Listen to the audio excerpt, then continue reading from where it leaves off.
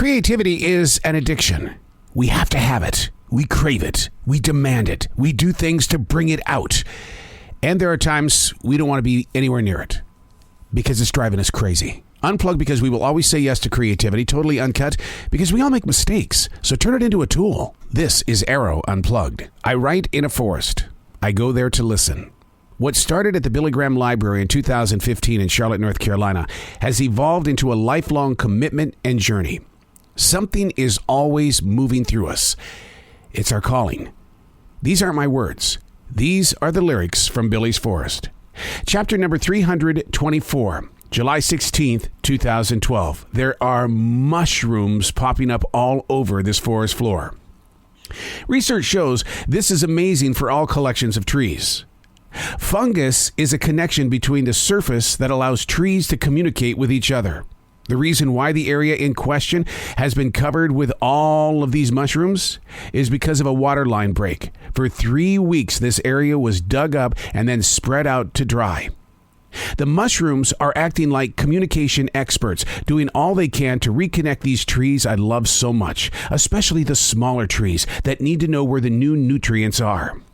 To survive the summer heat, they need to speak. And it's these mushrooms that create those lines. They need to grow strong.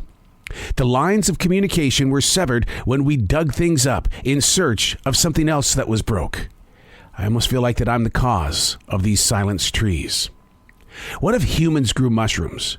Would we be better with community-driven connections or be afraid of what we assume is already bad? Maybe we do have mushrooms and we just don't recognize it.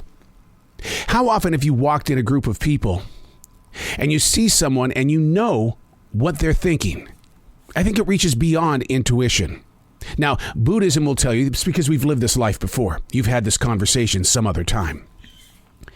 But what if we had those communication specialists somewhere in our eyes, in the way that we move, in the way that we grow, to where we could communicate without using these things, your lips, your voice, or your thumbs, texting, sending out messages, doing that social networking thing. And we all know what kind of communication is going on there. It doesn't require mushrooms. It just requires data.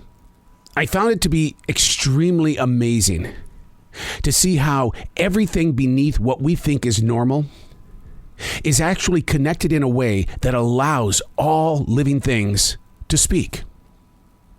And then I began to wonder, is it true that maybe they're speaking to us as well? And as we walk on top of the surface, maybe we're picking up that vibration, that feeling of, hey, look, I know what you're doing today, but maybe you should think about it first. Or something that says, I want you to have a brilliant day. I know yesterday and last night were pretty tough, but let's grow forward and let's be positive. I love it when I walk outside each morning and the deer are standing there maybe 4 or 5 feet away from us, just staring. Those big brown eyes, those swishing white tails, a stomp here, a stomp there, but they're just looking at us. It's if they're saying, I love you.